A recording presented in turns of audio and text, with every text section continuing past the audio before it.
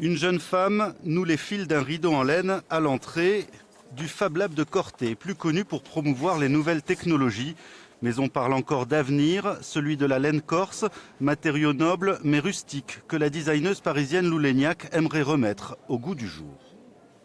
Le but, c'est de donner une seconde vie à ce tissage corse, surtout avec de la laine corse, qui à la base était utilisée pour les vêtements, mais qui est trop rugueuse pour le vêtement. Du coup, on essaie de l'adapter à de l'ameublement, des tissages d'ameublement qui pourraient être plus porteurs pour de nouveaux projets.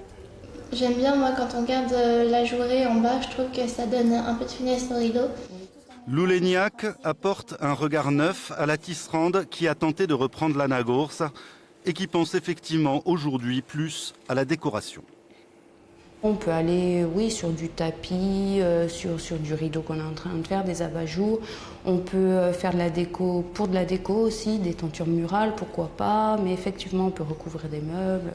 Pour Vanina Bernard-Léogne, qui dirige le Fab Lab de Corté, cette rencontre ne peut être que fructueuse. Bon, j'ai vu les résultats avec le raffia et le fil d'or, c'est épatant, hein. L'artisan est celui qui maîtrise le plus parfaitement son savoir-faire, son matériau bien souvent.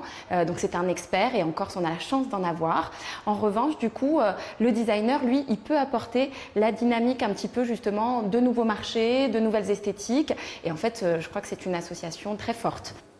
Il est également envisagé à terme de feutrer cette laine corse pour la rendre plus lisse et multiplier encore les possibilités de création.